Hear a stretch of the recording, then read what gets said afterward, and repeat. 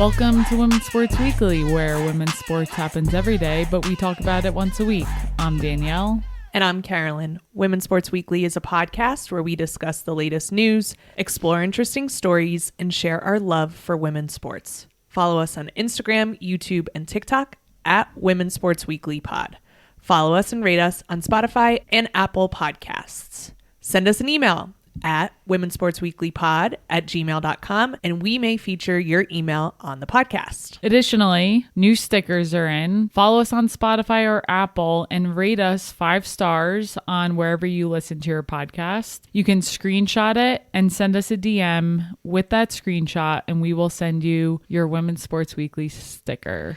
And if you don't have social media, you probably have an email. And you can also email it to us if you'd like at womensportsweeklypod@gmail.com, and we will send you over a new Women's Sports Weekly sticker. Do you know that now there are 300 Women's Sports Weekly stickers in the wild? Wow, I did not know that. That's really exciting. Can't wait to send out some more stickers. Also, happy Black History Month. Black history is American history, is human history, and we are honored we get to cover Black history in women's sports through this podcast. A great way to make a difference is to support Black nonprofits. So this week, we are highlighting the Black Mamas Matter Alliance. Please consider donating to them.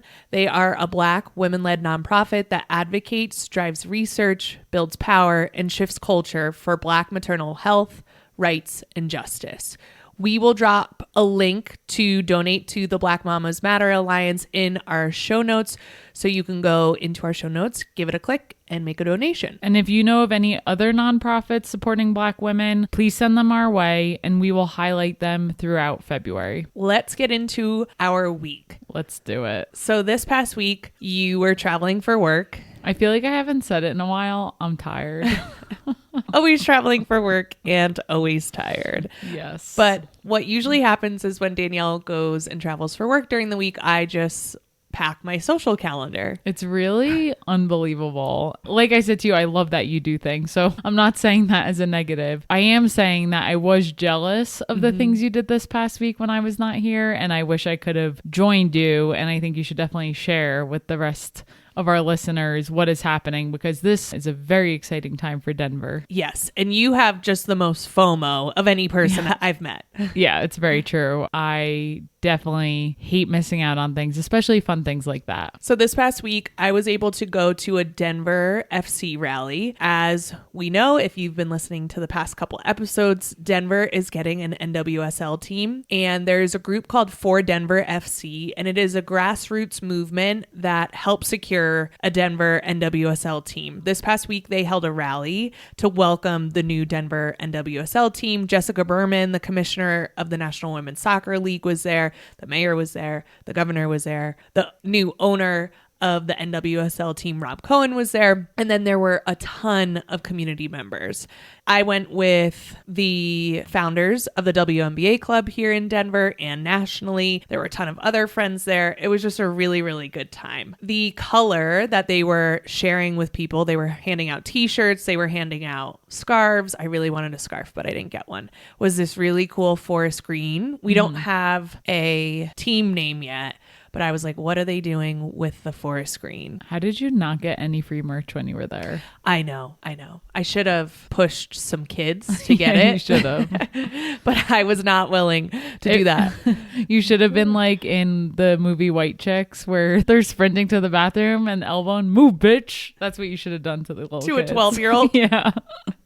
You should have had me there. I would have definitely done that. Oh, yeah. You're definitely the type to get physical with someone. Yeah, to charge through a crowd of people would never happen. We know the color is green, but I have some ideas for a team name. Let's hear them. So the new Women's Elite Rugby announced their logos and names this past weekend, and Denver is the Denver Onyx, which I like. I really think we should lean into the gem mineral thing here in Denver, and I have some reasoning for it. I really want our women's teams to have a theme that runs through them. Sure. I really like in New York how they have the same color scheme. Yep. So you can wear the color and show up to any game and be there. And in Portland's known as the Rose City, and then the NWSL team is the Thorn. So it's like homage to the city, and I wonder if the WNBA team will play into that, because I just think there's a lot of directions. So for Denver, when we were thinking about a WNBA team, I said the Denver Diamonds. And I think that's a great option. I also think Amethyst would be a cool one. I don't know all the gems, but Emerald? I do know Emerald. I don't know how that would turn into a team name, but no, the Denver Emerald or like Emerald City, although we're not but we are kind of a green city because we do lean hard. Denver is crunchy granola, lots of people who are very eco-friendly and care about the environment. So I do see some opportunities there to lean into this gem. On top of that, we have the Rocky Mountains that produces gemstones and minerals. So I think that could work. And then, like I said, so many people in Denver are into their crystals and into different things. I think it could be a good idea. I need to go back to the Emerald City, reminding me of Wicked right now. Yes. And what's that song? One short day in the Emerald City. That's what was playing in my head. That's what it was. That could be the battle cry. You know what? I'm going to paint my face green if this is the case, just like Elphaba, and it's just going to be so good. You heard it here first. If you like the name the Denver Emerald, Danielle will paint her face green. No, that is not what I said. I said that's exactly what you just said. I said if we end up being the Denver Emerald, I will show up to games like that. Not if our listeners like it. I'm not just going to show up to an episode with my face painted green. Which would be so great if you did. But okay, I hear you. That's what I was thinking in my head. So if the owners are listening, or if someone associated with this NWSL team is listening and you want to take my idea, you can take it and you can pay me for it. Okay? I'm looking at you, camera. You will pay me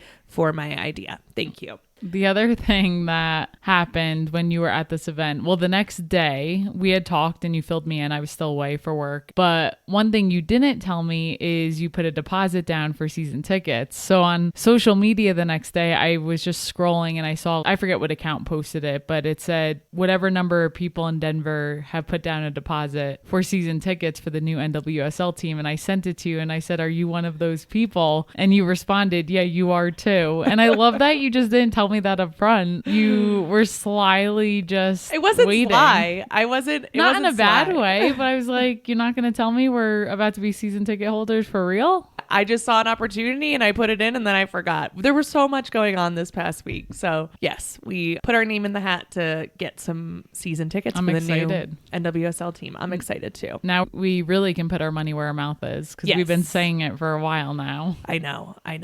I'm just worried these season tickets are going to be way too much money and we're just going to go into debt. But hey, it's worth it. It is worth it for women's sports. We'll figure it out. Let's get into the highlight reel for this week. All right. So we have to talk about Nashville submitting a new bid for the WNBA team. And obviously we think this name is perfect. We literally just talked about Pat Summitt on last week's episode. The team name they are proposing is the Tennessee Summit after Coach Pat Summitt. Candace Parker wants to honor Coach Pat Summitt with this team. They had such a close relationship when Candace was playing at Tennessee. And honestly, as much as I still want one in Denver, if another city has to have it, I like where this is headed. Yeah, it's the perfect name. Like, you win, Nashville.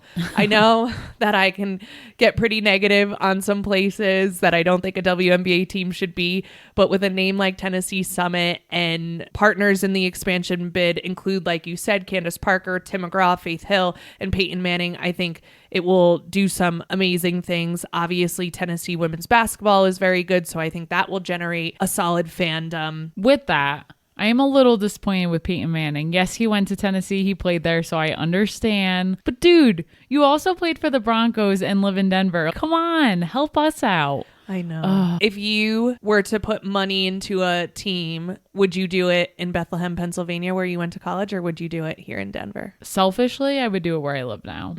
Yeah. And if I were to think, would I rather have a WNBA team in Columbia, which would do well, in South Carolina, or here in Denver? Yeah, I would pick here in Denver. Yeah. Because I want to go to the games. Exactly. If I had a lot of money and could fly anywhere, yeah, maybe I would want to get back to South Carolina because I could get there easily. Yeah, totally depends on the situation.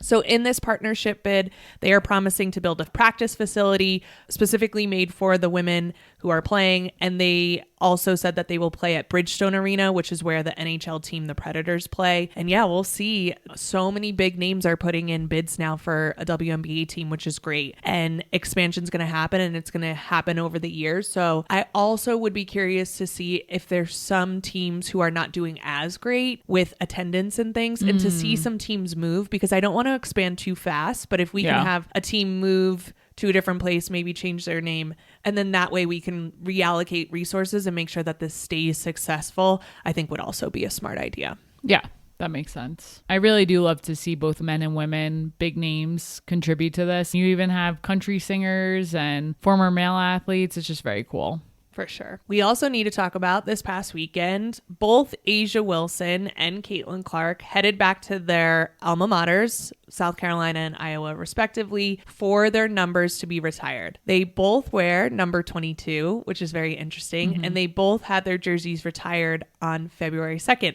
2-2. I absolutely loved the video of A'ja Wilson on the court at South Carolina dancing, and then the whole South Carolina team just comes on the court surrounding her. Really made my heart happy to see that. Yes, just hyping her up, posing alongside with her. It was great.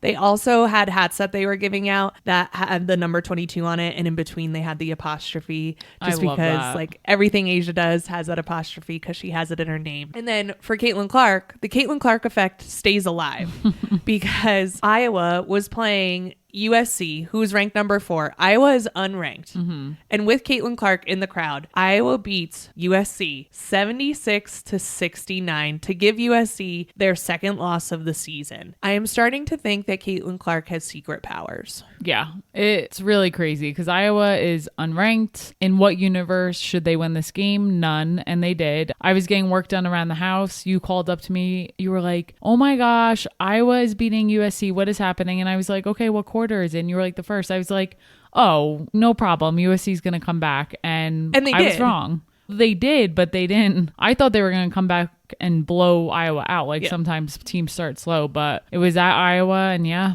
she just might have those powers you're talking about. It was really something. You had Lisa Bluter back. You had Monica Cesano. I don't know how many alum, but Kate Martin was back. So Iowa showed up to play. After the game, the announcers were saying that they probably are a bubble team to make the NCAA tournament. And a win like this can help just propel you forward into that. So we'll be interested to see where they land. Great to have Caitlin Clark back in Iowa. Her entire family was there. Her family's so cute. And I said to you, her brothers are hot. I think her younger brother is a little too young to be calling hot. I said he's cute. Her older brother's hot. It's like a cute little baby. They're just a good looking family. So congratulations to both A'ja Wilson and Caitlin Clark. Yes. Very well deserved. I don't know what they're going to do when one of them retire from the WNBA because 22 is a hot number. But they would do it by team. Yeah, 2 great players. Yeah. With that, let's talk about professional volleyball. We haven't talked about professional volleyball yet this year. There are 3 professional volleyball leagues. That's a lot. That is a lot. One is the Pro Volleyball Federation. One is League One Volleyball. And the other one is the Athletes Unlimited that plays in the fall. But the Pro Volleyball Federation and League One Volleyball play at the same time. And I don't like to say this because I love women's sports and I want all the women's sports all the time. But to have 2 professional leagues, to me, is confusing. Yeah, and you're not saying anything negative about it. I think that's a great point because why can't they just combine? Why are there 2 leagues? That's what I was thinking. and I want to get into this a little bit. So the Pro Volleyball Federation is in its second year. It had a great opening year last season. And then League One Volleyball is in its first year. There's some differences between the two, but volleyball is definitely skyrocketing in the US. It is the most popular team sport among high school girls, and the 2024 Women's NCAA Volleyball Tournament was the most consumed ever, with more than 1.3 billion minutes watched across ESPN platforms. The NCAA Women's Volleyball Tournament was the most watched semifinals and the most watched regionals on record. So things are really headed in the right direction. The Professional Volleyball Federation, the PVF, like I said, is in its second season. It has 8 teams. You ready for these names? I'm ready. The Atlanta Vibe, the Columbus Fury, the Grand Rapids Rise, Indy Ignite, Omaha Supernovas, Orlando Valkyries, San Diego Mojo, and Vegas Thrill. You mentioned Orlando Valkyries. Craziest thing that we're talking about this because I saw them get off the plane when I was trying to get back home from my trip this past weekend. At first, I didn't see what their logo said, but a bunch of women came off a plane. They were so tall. I was like, who are these women? They were all in sweatsuits. I couldn't tell what it said. And then as they got closer, it said Orlando Valkyries. And I immediately started typing it in Google. I should have said something, but I was like, I don't know any of these women, so I didn't. But it was pretty cool to just see professional athletes come off a plane. And you didn't tell them about the podcasts? That was the other thing. I was like, damn, I wish I had stickers right now. I'm sure they'd be thrilled to receive those. I'm sure they would love to get noticed. So in the PVF, they play 28 matches, 14 home games and 14 away. The season runs from January through May, and they face each team 4 times. Let's talk about League One Volleyball. It's also very confusing because League One Volleyball, they are trying to make it seem like it spells out love. Yeah, when I look at it on paper, it literally does look like love. It's not working for me. Yeah. Love. I love it. Sorry. So I'm going to call it League One. Initially, it was founded as a network of youth clubs and had always had the ultimate goal of launching a pro league.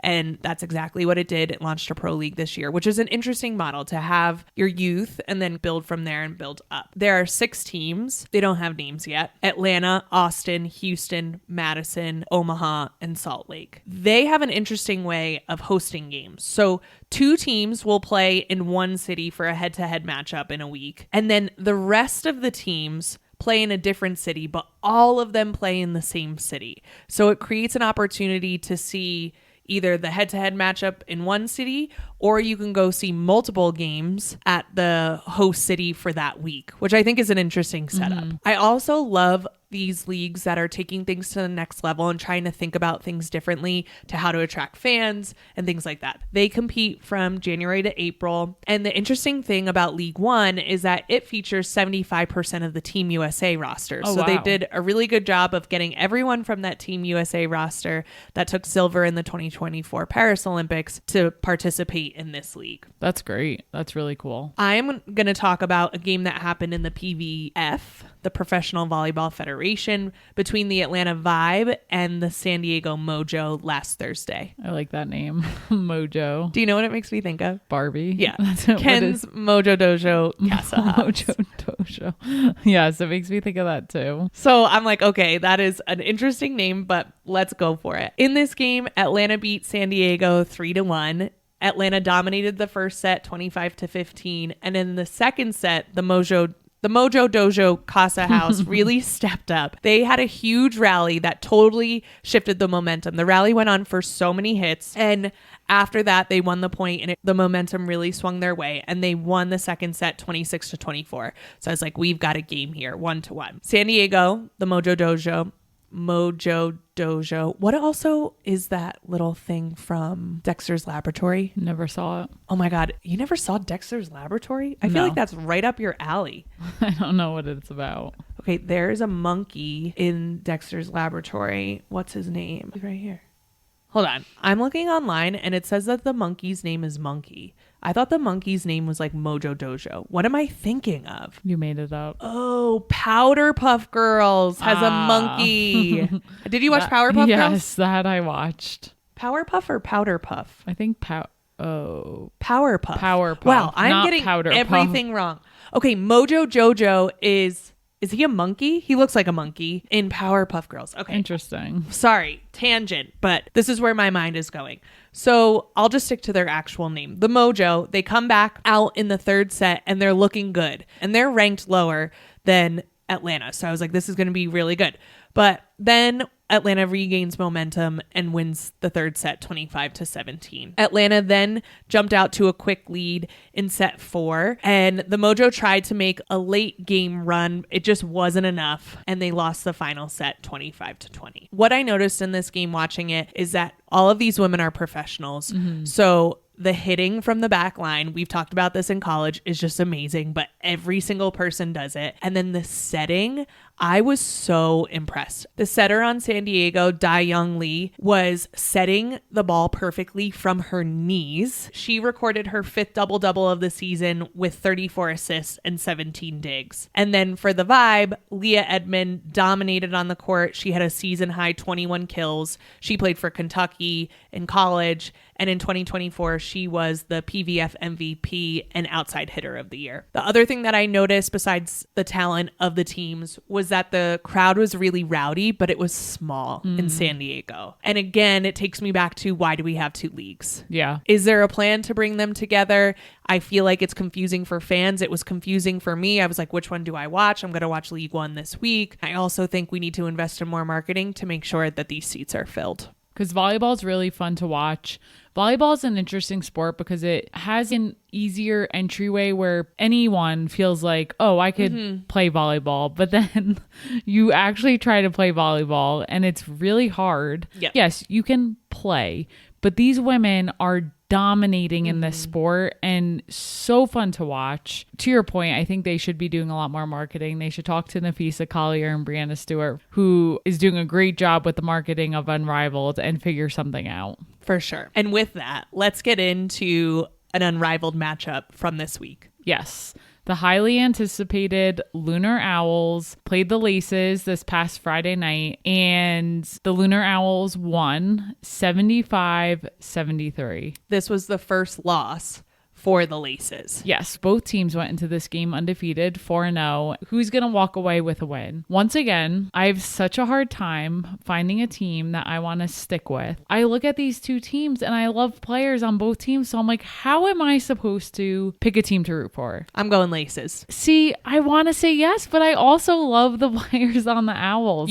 You cannot root against Skylar Diggins-Smith. I think that's the problem. I know. And I really like Nafisa Collier too. She's not a former Notre Dame player. She went to UConn. Kayla McBride and Jackie Young, I really struggle, but similar to the WNBA, it's just very hard for me. I just love individual players so much. But watching this game, both teams were playing really well. As I said, the Lunar Owls won. Skylar Diggins-Smith once again hit the game-winning shot, but unfortunately, there was no huge celebration because this shot was a foul shot. Yeah, I was bummed because I love the reactions the players make in these games because you're always on a game winner. But a foul shot's just like anticlimactic. Yeah, the foul shots count for 2 points at Unrivaled. I don't love that rule, so that was also a little strange.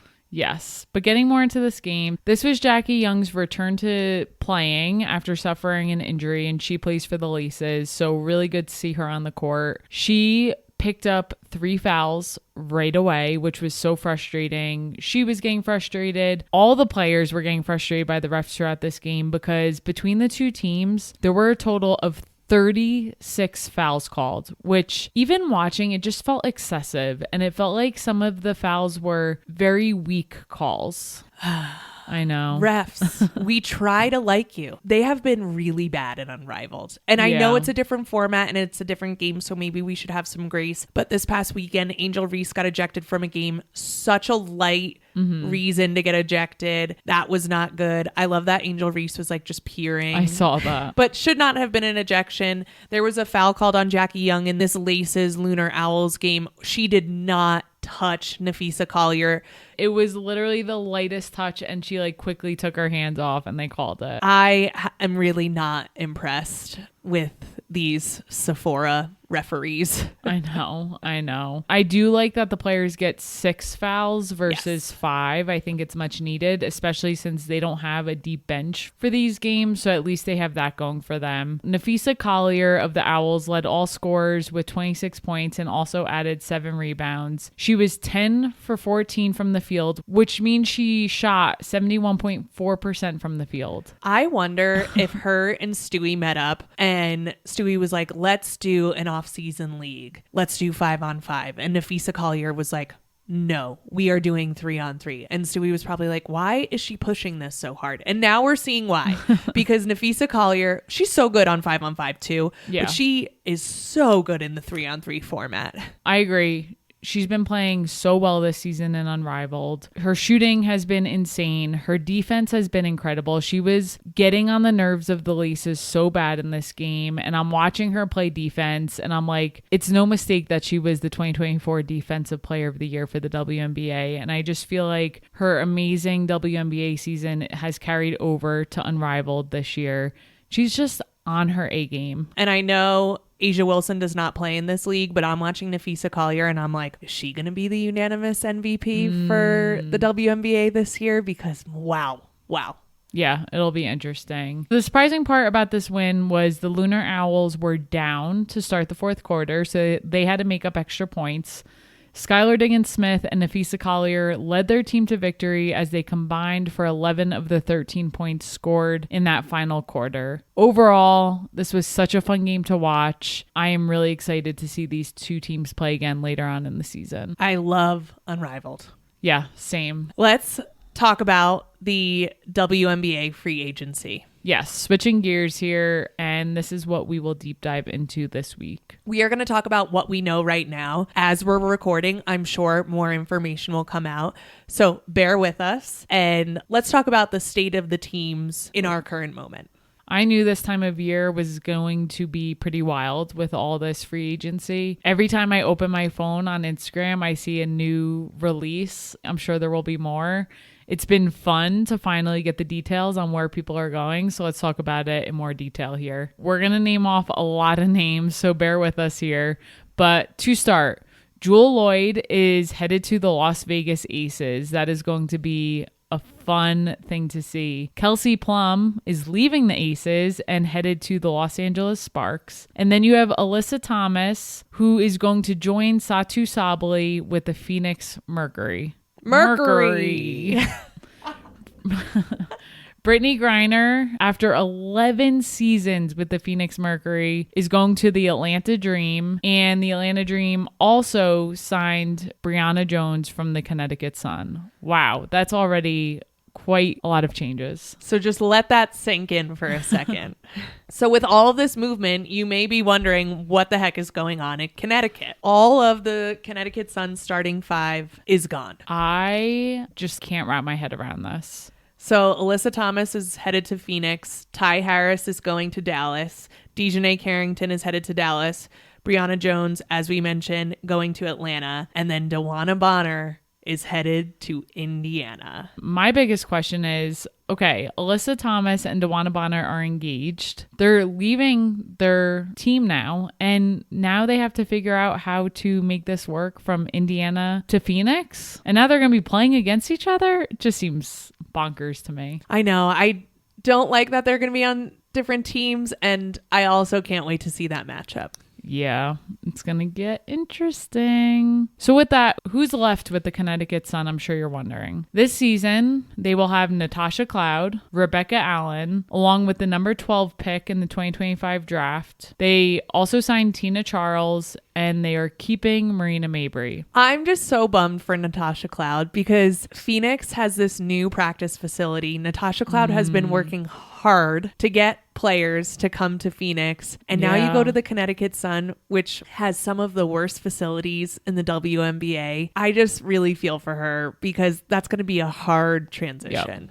Yeah, for sure. Let's talk about the Dallas Wings. The Dallas Wings are acquiring Dejanay Carrington. They also have the number 1 pick. They are getting Ty Harris, like we mentioned, and they're also getting Nalissa Smith from the Indiana Fever. So now we will have a new couple that is playing together. Whoa. In Dejanay Carrington and Nalissa Smith. Wow. And they newly got back together midway through last season, as far as we know. Yes. Now looking at the Chicago Sky. So this is not such a surprising move for me. Courtney Vandersloot is leaving New York Liberty to go to Chicago Sky. As a reminder, she used to play for the Chicago Sky, and a few years ago, she was on the team that won the WNBA championship with Candace Parker and Steph Dolson when they were all at the Chicago Sky. So she's headed back to Chicago. I feel like this might be a family move. Yeah, because you and I offline have been talking about her wife, Allie Quigley, who I have not seen on the court or any team. So I don't know if she plans to play again or if Vandersloot just wants to be back in Chicago because that's, to your point, where their family is. I know they have kids. So we'll see what happens there. And then Kia Nurse also signing 1-year deal with the Chicago Sky. Yes, Kia Nurse is coming from the LA Sparks. And you'll notice that a lot of people are signing 1-year contracts because the CBA is coming up and they're going to be negotiating a new one. So I think that everyone just wants to see what happens this year and see what they can get out of the CBA and then really think about where they want to be long term. So I have a feeling that 2025 is going to be a big transition year of tryout. Like, do I like it here? And if not, I'm going to move on. Which this is not helping my case for trying to pick one singular team to be a fan of. My problem persists of just liking all the teams because I like all players from all teams. I said I was going to pick a team this year. Don't know if it's going to happen. Well, I know you won't be picking the Indiana Fever as your favorite team. Let's talk about who they have picked up in this wild time. The Indiana Fever acquired Sophie Cunningham from Phoenix. They also signed Natasha Howard from the Dallas Wings. And then the big news that came through was that DeWanna Bonner was traded to the Indiana Fever. Between Caitlin Clark, DeWanna Bonner, and Sophie Cunningham, this might be the most dramatic team that we will see. I am so excited to watch the Indiana Fever. They're going to be bringing all the star power, and also they are probably going to make every team so annoyed and every referee so scared. Yeah. The first thing I thought when I saw that DeWanna Bonner was going to the Fever was there was a game this season where Connecticut Sun played Fever, and DeWanna Bonner and Caitlin Clark got really chippy with each other, but it was just like this annoying little tiff they were having, and I was just like, it was giving me the ick all around. And now that they're gonna be teammates, I was just I don't even know what to think anymore. I'm just like, how is this gonna work? I know, and it's gonna embolden Indiana Fever fans to be even more annoying. I'm just worried. Watch them become best friends. It's like when Dejanay Carrington and Marina Mabry played against each other because they're both so chippy and want to get in your face, and then they became best friends. So maybe it will happen with DeWanna and Caitlin Clark. Who the heck knows? Let's talk about who we think are the winners so far of this free agency time. It's hard to keep track. I can't even tell you who I think is the winner. Let's start with the Phoenix Mercury. I think they come out winners so far in this free agency. They pick up Satu Sabli, they pick up Alyssa Thomas, and they have Kalia Copper. To me, they're a team that is setting themselves up well for this year. Yeah, that's going to be an interesting dynamic in a good way is what I'm thinking. I also think the Indiana Fever make out really well in this draft. Kelsey Mitchell is staying in Indiana. They have Caitlin Clark, obviously. They get Natasha Howard, DeWanna Bonner. On top of that, they still have Aaliyah Boston. They are saying we're making it into the playoffs and we're making a run. And then I also think winners in this free agency time, the Liberty have been pretty quiet and the Lynx have been almost silent. They are like, we'll just keep our team exactly how it is. We like what we're working with and we'll see you in the championship. That's the vibe that I'm getting from the Minnesota Lynx. Who do you think are the losers? Well, one, I think we are the losers a little bit, the fans, to not have Alyssa Thomas and DeWanna Bonner on the same team. It will be interesting to see them play against each other, but don't worry, we now have Dejanay Carrington and Alyssa Smith to follow. I always like when there's couples on the teams. Yeah, so do I. I also like to imagine that Alyssa Smith and Dejanay will be spending a lot of time at Sue Ellen's in Dallas. Best gay bar I've ever been to. I'm going to go just so I can say hi to them and just have a night at Sue Ellen's again. Just Melissa and Dejanay doing some karaoke, some Casey and JoJo duetting karaoke. I would love it. In this right now, the Connecticut Sun, they're going to struggle. I don't know what they're going to do. They could put something together. It's not like they have a bad team over there, but new coach, new players, new starting lineup. It just seems like it's going to be rough. Yes. And then I feel like the Valkyries in this whole situation is just like the forgotten child. The Valkyries have been as silent as the Minnesota Lynx, and the Valkyries can't afford to be silent. Yeah. With the expansion, they don't really have much they can do, so they're just not getting anyone. I think they're going to have a rough time this year. So this is interesting because I understand that they can't really trade much, right? Like they took on players who are pretty low in the salary cap range. And so they don't have much that they can trade for. On top of that, they have the 5th pick in the WNBA draft, which is high, but it's not the highest. Yeah. And I honestly think they should have been bumped up a little bit higher so they had a little bit more negotiating power in this free agency time. My real question is, how have you not attracted one free agent? You have all this salary cap, pay them the max and get them to come. How are they not able to attract someone? San Francisco is a great city. It's a new, exciting team. I understand it takes time to build a team, but you couldn't get anyone so far in this free agency? Yeah, I don't know. I got nothing. I feel bad for them right now. That's all I got. Wow. But it's definitely been an exciting time for the WNBA. Really, really excited for the season and just to see how these teams come together. With Unrivaled, we've been getting to see players work with different players that they're not normally working with. And now we're going to have pretty much all new teams and all new coaches pretty much. It is overall just an exciting time. Definitely. Let's get into what we're looking forward to this week. What do you have, Dee? I'm looking forward to an NCAA women's basketball matchup on Wednesday, February 5th at 9:30 p.m. Eastern on Peacock. Number 1 UCLA will take on number 8 Ohio State. Ohio State will also take on USC this week on Saturday, February 8th at 9 p.m. Eastern on Fox. This is going to be a big week, and especially with USC coming off a loss against Iowa this past weekend, they got to get some wins under their belt this week. Yeah, and an opportunity for Ohio State to really move up in the rankings. For sure. What are you looking forward to? Let's stay with the Professional Volleyball Federation.